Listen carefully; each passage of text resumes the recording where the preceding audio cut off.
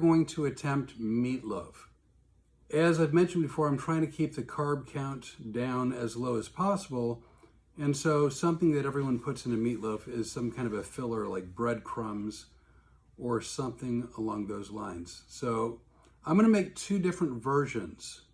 I'm going to make them at the same time. And one version will be no filler, no breadcrumbs, no breading of any kind. Supposedly that lighter, fluffier feel and taste is due to the breadcrumbs or whatever binder you put in there.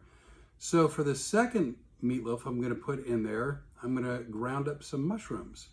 And I'll see if mushrooms will work in place of breadcrumbs. Oh, also, I'm not using ketchup. I know a lot of people, probably everybody uses ketchup. I'm just not a fan. And especially these days, all the extra added sugars, all the extra preservatives, coloring, whatever else they put in ketchup, I don't want to use that. So what I'm going to do instead is I'm going to blend some tomatoes to make my own sauce. These are 2 tomatoes, but I've washed them, cut the tops off, and I've put them in chunks, and I'm going to put them in the blender. All right, to the tomatoes, I'm going to add a little sea salt. Kirkland's. That's where I get a lot of my stuff. For those of you who don't know, that's Costco. How many turns? Oh gosh, let's make it 4. 1, a little pepper. Gonna be a little bit more generous on the turns. So, whatever. Okay. To that, because again, this is gonna be our ketchup substitute.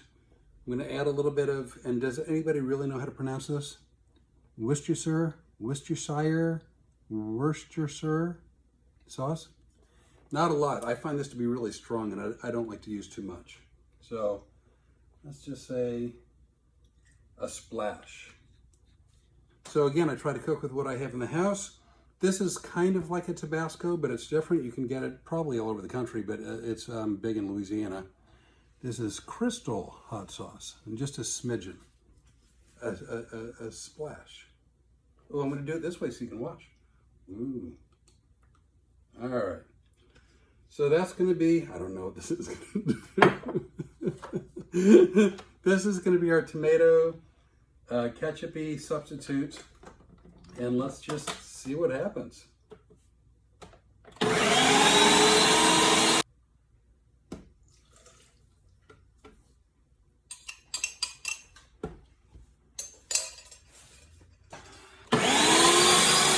So for me, this is part of the fun, is to do a little bit of experimenting.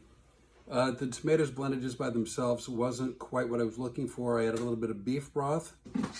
Still not quite what I'm looking for, but I think what I'm going to do is add some tomato paste.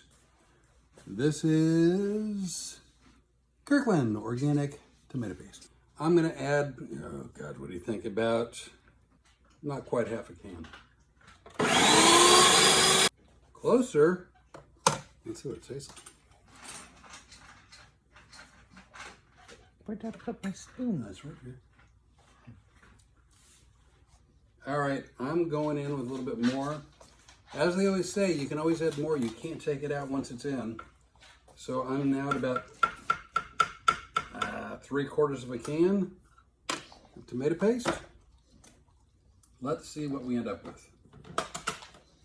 Well, definitely thicker, richer color. This is definitely like a tomato, a ketchup kind of a consistency.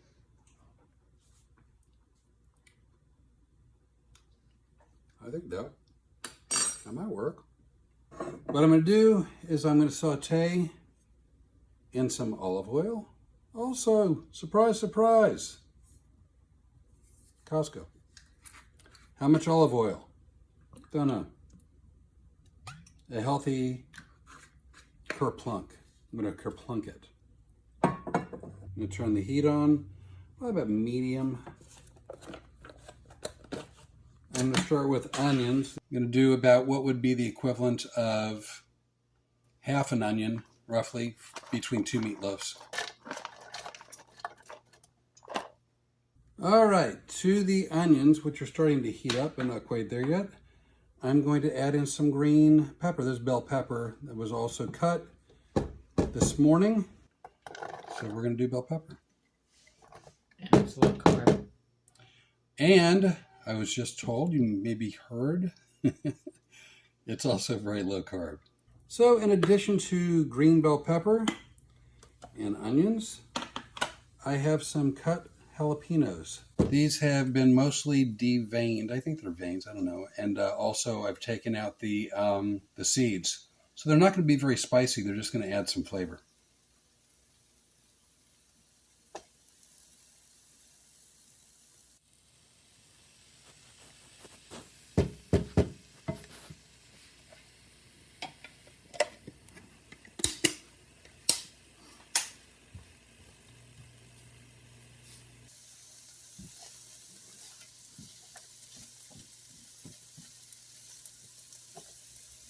So get some bacon crumbles, and I'm going to toss those in. By the way, this is no strict measurements. I'm just eyeballing everything.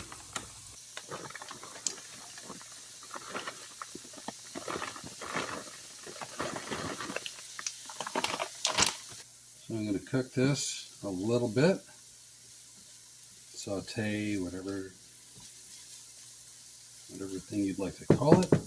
Last, and definitely in my book not least, is one of my favorite ingredients, which is garlic. This is fresh garlic. I minced this morning, and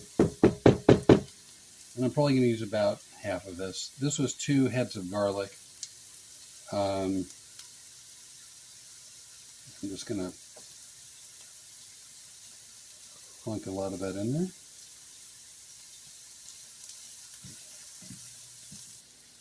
I'm going to add a little bit of Worcestershire to this, very little bit. This right now is what we have, which is onions, green bell pepper, jalapenos, bacon, garlic, and I'm going to set this aside. I've turned the stove off and let this cool down a little bit. Here's about 1.5 pounds or so of ground beef. Additionally, another 1.5 pounds of ground beef. All right, to that I'm going to add a little Worcestershire sauce. That should be more than plenty. A little bit more crystal. There we go.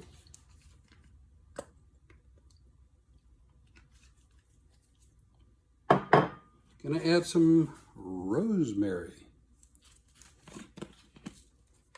Now, often I use the phrase a pinch. In this case, it's going to be a healthy pinch. It's going to be a fair amount. And the reason is this is a lot of ground beef. Actually, you know what? I'm going to do 1.5 pinches.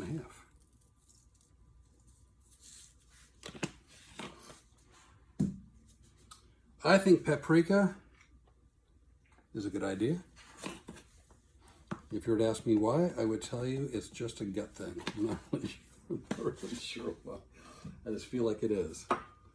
Cumin. I like cumin. I'm going to do for this, again, because there's so much ground beef, I'm going to do a healthy, I think, 2 pinches. There's 1 and 2.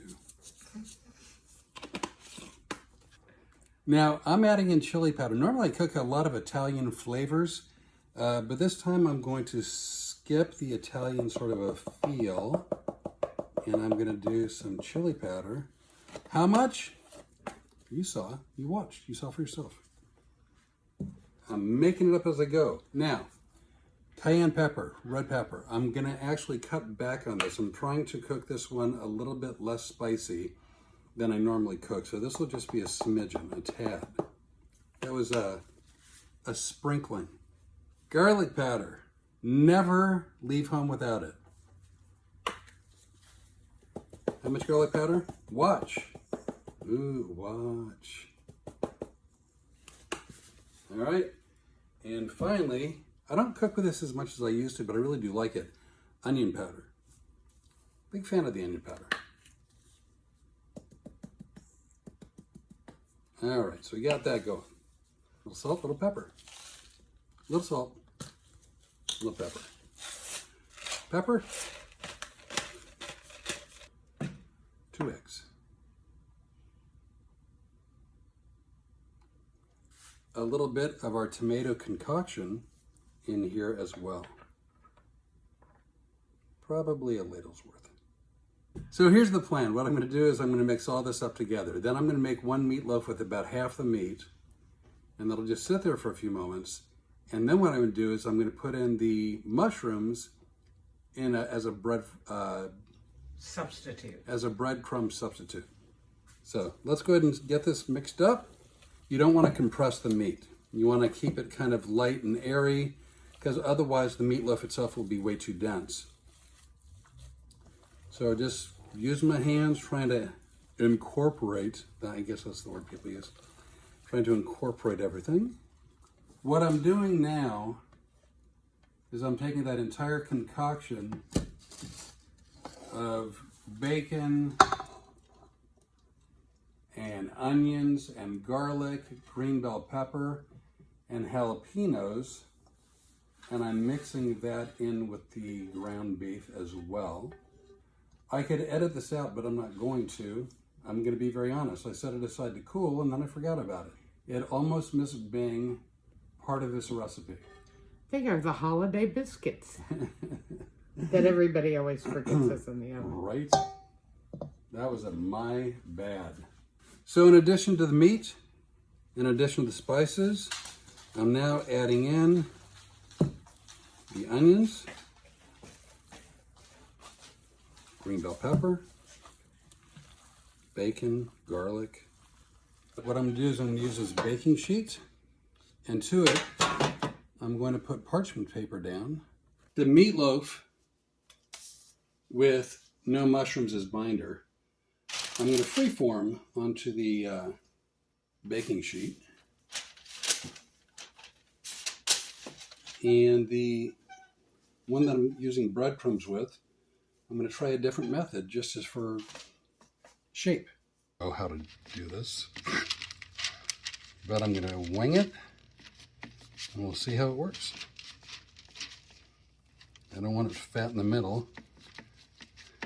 No, because then if it's fat in the middle, all the tomato sauce is going to run off. Well, and it may not cook evenly. Plus, also, a comic friend of mine has a joke about when something's fat in the middle. Does this look like a meatloaf? Doubt it. So I'm karate chopping to create just a little channel. All right, now to this, I'm going to add, these are white button mushrooms. So I've got 2, 4, 5 mushrooms. All right, so let's see if this works. So this is like 5 mushrooms. It's not 0 carbs, but I have to believe it's lower carb than what you would get with breadcrumbs. Oh, it's much lower. I'm going to preheat the oven at 325 degrees. All right, let's go ahead and get these mushrooms out. See, a lot of low carbers would say, you know, you could have used cauliflower in there. Well, you know, I hate cauliflower, and I've heard you don't care for it either. I'll be really honest. I despise cauliflower. I don't dislike it. I loathe it. I will not consume it. All right, so now we're mixing up all these mushrooms along with the meat that we'd had from before. This is a technique that I saw someone do, and I thought it was interesting. As opposed to free-forming, you take the meat,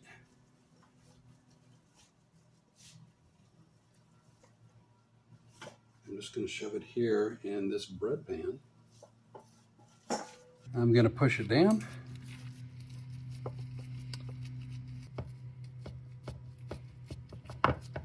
So if I can get this out of the loaf pan, I think it'll have a prettier shape. It should be more uniform, but time will tell. So that's the meat in the loaf pan. Right, there we go.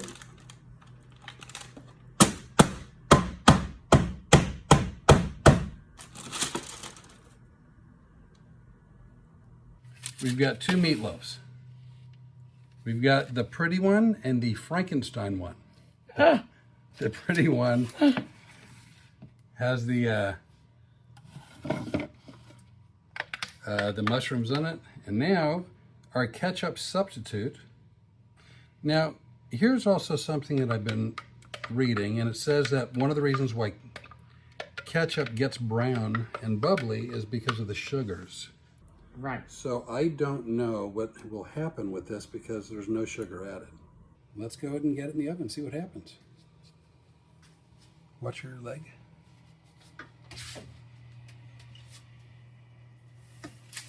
All right. I believe I'm going to cook it for 30 minutes this way, and then I'm going to spin it and cook it the other way. So there you have it. 325 degrees. I'm going to have to double check, but I think they said with an internal thermometer, when it's all said and done, the meatloaf should be about 160 or 165 degrees. So as we get close to about an hour in the oven, then I'll go ahead and use the thermometer and I'll see where we're at. All right, I've taken the meatloaf out of the oven. I have a thermometer in it, and it looks like we're at 160 degrees. So I'm just going to finish it off in the oven, I think, for a few minutes on broil, just to get the top a little bit crispy, and then it should be ready.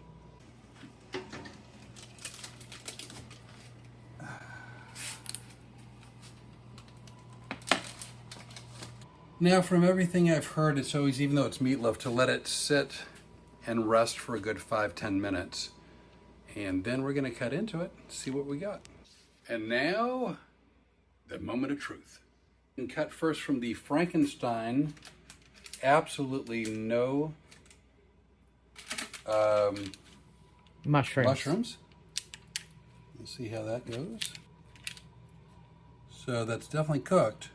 So let's see. This is no mushroom. Definitely cuts more like a hamburger. There's no doubt about it.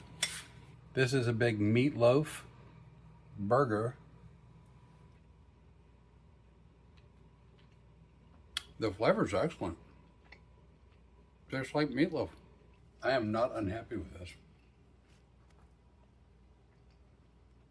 All right.